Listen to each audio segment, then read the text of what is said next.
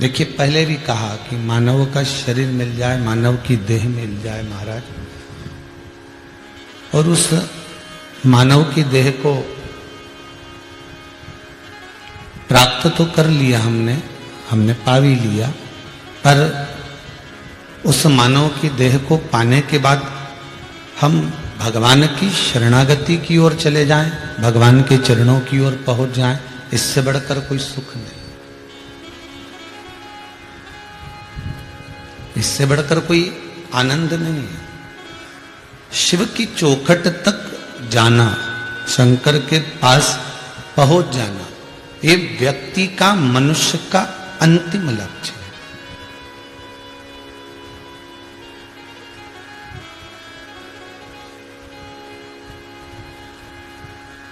जन्म लेने के बाद में वापिस मृत्यु की ओर पहुंच जाना, प्राण छूट जाना, फिर जन्म ले लेना, फिर मर जाना, फिर जन्म ले लेना, फिर मर जाना, फिर जन्म ले लेना, फिर मर जाना, ये क्रम तो चलता ही रहता है।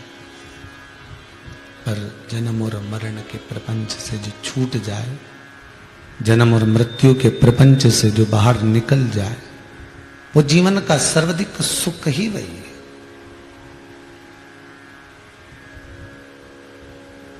जीवन का सर्वाधिक आनंद ही वही है।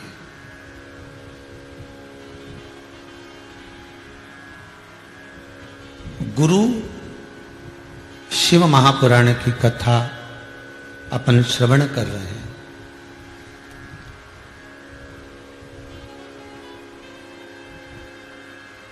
पहले कथा में कहा था 4 गुरु होते हैं। बचपन में माता, जवानी में पिता, अधेड़ी में शिक्षक और बुढ़ापे में सदगुरु होता है। ये 4 अवस्था के 4 गुरुओं का व्याख्यान वर्णन किया गया है। ये 4 अवस्था को संवारने वाले होते हैं। इससे प्रथम की कथा में भी आपको कहा था, बचपन केवल एक मां संवार सकती है, जवानी एक पिता संवार सकता है, अधेड़ी एक शिक्षक संवार सकता है, पर जो अंतिम बिंदु है बुढ़ापा, उस बुढ़ापे को केवल एक सद्गुरु ही संवार सकता है, उसके सिवाय कोई दूसरा नहीं। इसलिए शिव स्मरण में संसार के सारे सुख आप एक और रख दीजिए और बाबा भूत अधिपति भूतेश्वर भगवान शंकर की चरणारविंद की रज एक और रख दीजिए। श्रीमद् भागवत कथा का एक बहुत सुंदर संवाद आपको ध्यान में होगा कि देवऋषि नारद ब्रह्मा जी के पास में जाकर कहते हैं, पिताजी, ब्रह्मदेव के पास में जाकर निवेदन करते हैं, पिताजी मेरे मन का एक संशय है, क्या भागवत इतनी रसवान है कि पापी जीव को तार देती है? ब्रह्मा जी ने कहा, तो मैं इसको पलड़े में तोलना चाहता हूं। जब तक मैं उसको तोलूंगा नहीं तब तक हो सकता है कि मेरे मन में विश्वास ना आए। एक बात आपसे भी कही, पहले भी कही, आज फिर कहते हैं, शिव महापुराण में आपका मन लगे तो आप कथा का रसास्वादन करो। शंकर के चरणों में आपकी चित्त वृत्ति लगे तो आप शंकर का अनुमोदन करो।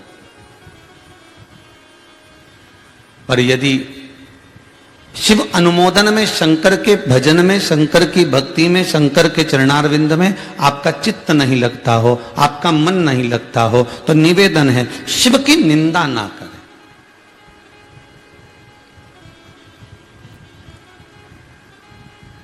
ब्रह्मलोक में तराजू लगाया गया, एक पलड़े में श्रीमद् भागवत पोथी को रखा। ये आपने कथा में सुना होगा भागवत जी में। दूसरे पलड़े में सारे साधन रख दिए गए, धन दौलत संपदा सुख समृद्धि सब कुछ रखा, पर सब साधन रह गए हल्के, पलड़ा झुका कथा अमृत का। ये श्रीमद् भागवत कथा कहती है। उसी तरह दुनिया का सारा साधन, दुनिया का सारा सुख, दुनिया का सारा वैभव, दुनिया की सारी प्रतिष्ठा, दुनिया का सारा जितना वैभव है सबको एक ओर रख दीजिए। दुनिया के सारे वैभव को आप एक ओर, एक पलड़े में रख दीजिए, और दूसरे पलड़े में केवल भगवान शंकर के चरणारविंद की रज रख दीजिए।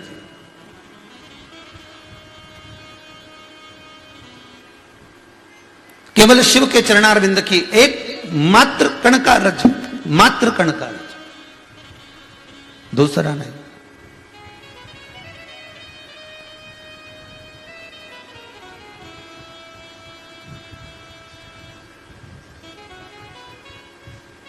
तैतीस कौटि देवता शंकर भगवान के चरणारविंद की मात्र रज पाने के लिए कितने समय तक जलाधारी के सम्मुख में से जहां से पानी निकलता है। आपको पहले भी कथा में बताया कि शिवलिंग और शिवलिंग की जो गोल जलाधारी है और जलाधारी में से जो पानी बहकर बाहर जा रहा है।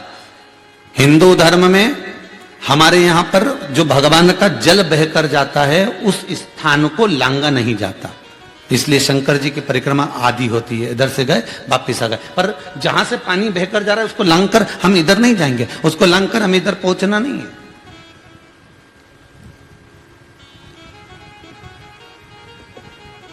उस जल को हमें लांघना नहीं है, उस जल को केवल हम स्पर्श कर सकते हैं, प्रणाम कर सकते हैं, नमन कर सकते हैं, पर उसको हम लांघे ना।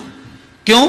तो पहले की कथा में भी कहा था कि 33 कौटि देवता भगवान शिव से कहते हैं, हे ओघड़दानी, हे त्रिकालदर्शी, हे कैलाशी, हे अविनाशी, हे शंभु, हे शंकर, ऐसी करुणा कर दीजिए, ऐसी दया कर दीजिए कि हम आपके चरणारविंद की रज को निरंतर प्राप्त कर सके, हम निरंतर उसका स्मरण कर सके।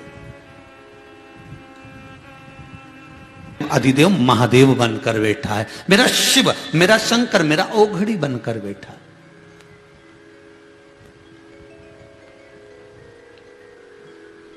केवल उसके चरणारविंद की रज अगर हमको मिल गई, केवल उसके चरणों का भाग हमको मिल गया तो जीवन तो वैसे ही सार्थक हो गया।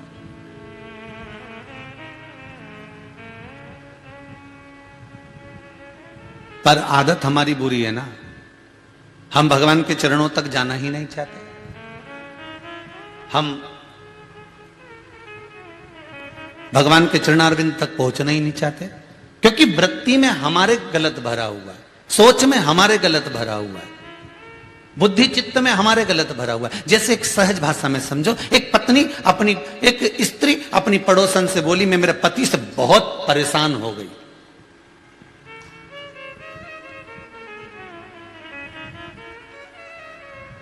एक पड़ोसन से एक माता बोल रही है, मैं अपने पति से बड़ी परेशान हो गई। इतना झूठ बोलने वाला पति मैंने जिंदगी में कभी नहीं देखा। अरे झूठ बोलो पर कम बोलो, इतना झूठ बोलने वाला पति मैंने जिंदगी में नहीं देखा। गजब का झूठ बोलता है, सुबह से तंग कर कर रखा है। पड़ोसन ने पूछा क्या झूठ बोल रहा है? सुबह से कह रहा है मेरे 5,000 रुपए किसी ने निकाल लिए, 5,000 रुपए मेरे किसी ने निकाल लिए, 5,000 रुपए मैंने किसी ने मेरे निकाल लिए। इतना झूठ बोले जिसका वर्णन नहीं। गजब का पति मिला। तो तू कैसे कह सकती है कि 5,000 रुपए वो बोल रहा है किसी ने निकाल लिए? अरे मैं खुद बाथरूम में ले जाके गिन के आई, 4,000 ही थे।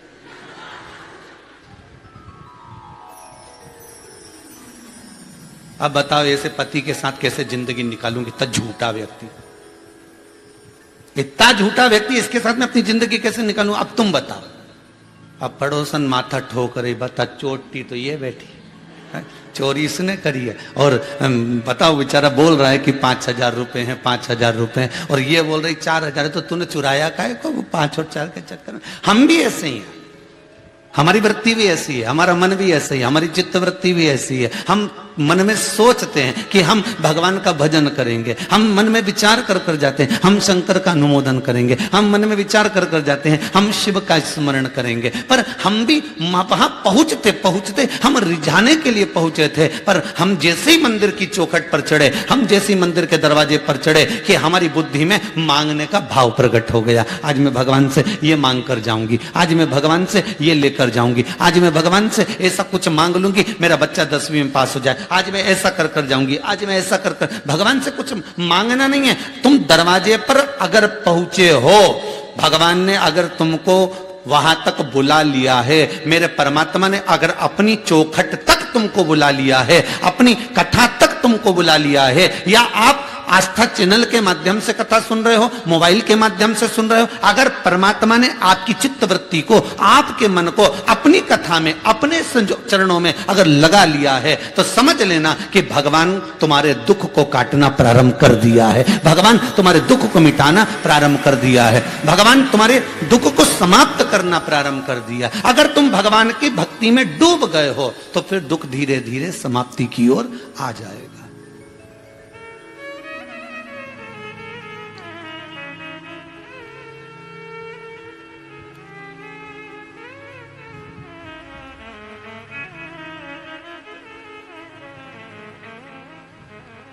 जिस समय पर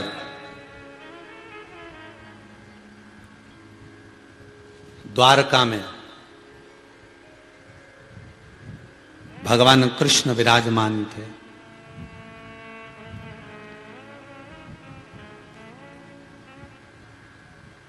आज माता कालिंदी देवी यमुना ने श्री द्वारकाधीश से एक प्रश्न किया।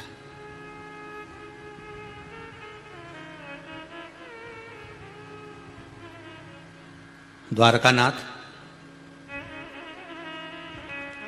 आज आप बड़े मौन हो, आज आपके भीतर मुझे ऐसा लगता है कि कुछ हलचल मची हुई है। आज आप बड़े मौन से दिख रहे हो। द्वारकानाथ, आपके मौन का कारण क्या है?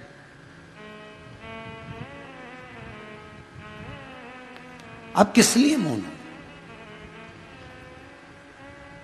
द्वारकाधीश ने कहा,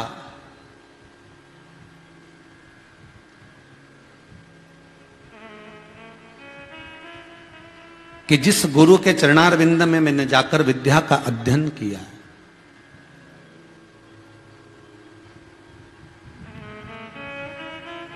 जिस गुरु के चरणारविंद में बैठकर मैंने ज्ञान प्राप्त करा है, उस गुरु से छूटे मुझे बहुत वर्ष हो गए।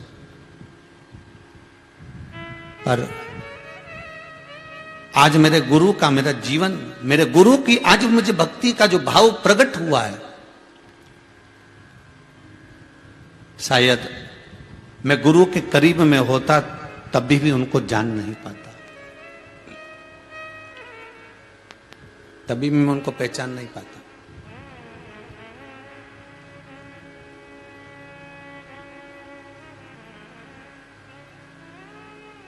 आप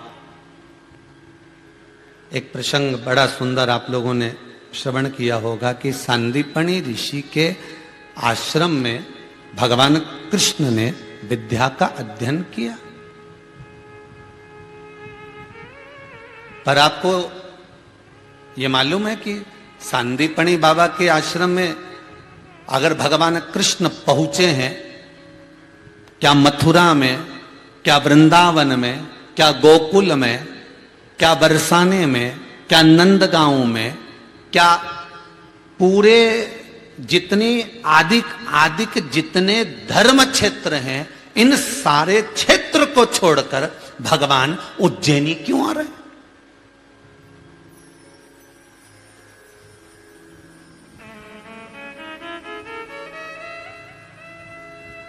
अच्छा, सत्य बात बताना भाई, जितने लोग भी आप कथा श्रवण कर रहे हैं आस्था चैनल पर या मोबाइल पर, उनसे दिल की बात पूछना चाहता हूं। अच्छे से बोलना कि पहले के समय में लोग अगर अध्ययन के लिए जाते थे तो कहां जाते थे? काशी जाते थे कि नहीं जाते थे?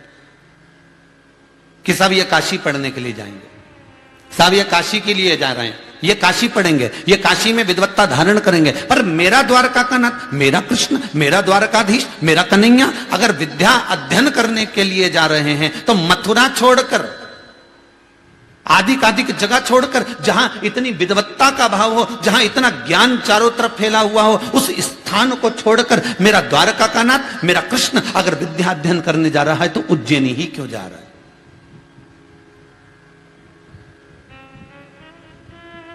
मेरा द्वारका का नाथ, मेरा कृष्ण उज्जैनी क्यों पहुंच रहा है? उस अवंतिका नगरी में, उस महाकाल की नगरी में, काल अधिपति की नगरी में मेरा कृष्ण क्यों पहुंच रहा? किस लिए?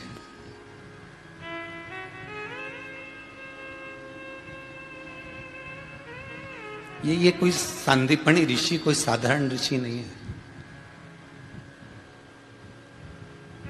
2-3 तरह का सोना होता है। एक सोने में जरा खार ज्यादा होता है ना तो वो चमकता कम है। बोलो सही है कि गलत है? एक सोने में और ज्यादा खार होगा तो बिल्कुल नहीं चमकेगा। असली जो सोना होता है, एकदम असली सोना, जिसको खूब तपाया गया हो, और खूब तपाया गया, और तपाने के बाद उस सोने के अगर जेवर बनाया जाए और कह दिया जाए कि इसमें खार मत मिलाना, रत्ती भर खार नहीं होना चाहिए सोने के जेवर में। मेरा जो जेवर बने, मेरा जो हार बने, मेरी जो पाटली बने, मेरे जो करधोना बने, जो भी सामग्री बने, भुजबंद बने, मेरे हाथ का कुछ फूल बने, कुछ भी अंगूठी आदि कुछ भी बने, पर इसमें खार नहीं होना चाहिए। तो सुनार क्या कहेगा? अगर बिना खार के बनाओगे तो टूट जाएगी। इसमें थोड़ा ना थोड़ा तो खार होना चाहिए। तो सुनार कहेगा कि इसमें थोड़ा सा खार मिलाइए, जरूर मिलाइए। पर आप कहो कि नहीं, हमें तो बिल्कुल चमकने वाला चाहिए और ओरिजिनल सोना चाहिए, तो वो बना देगा। पर वो अंगूठी, वो चेन, वो तगड़ी, वो भुजबंद अगर असली सोने का बना है और उसमें कोई खार तत्व नहीं है, उसमें कुछ मिलाया नहीं गया है, तो वो चमकेगा तो खूब, पर टूट जल्दी जाएगा, टूट जल्दी जाएगा। भगवान कृष्ण अगर द्वारकाधीश, मेरे कन्हैया, मेरे ठाकुर अगर जा रहे हैं सांदीपन बाबा के आश्रम में पढ़ने के लिए, तो कोई सांदीपनी ऋषि कोई साधारण नहीं हो सकते। जो अवंतिका क्षेत्र में निवास कर रहे हैं, महाकाल की नगरी में रह रहे हैं, काल अधिपति की नगरी में रह रहे हैं, क्योंकि काल अधिपति की नगरी में वही विराजमान हो सकता है जिसने काल अधिपति के काल को समझा होगा।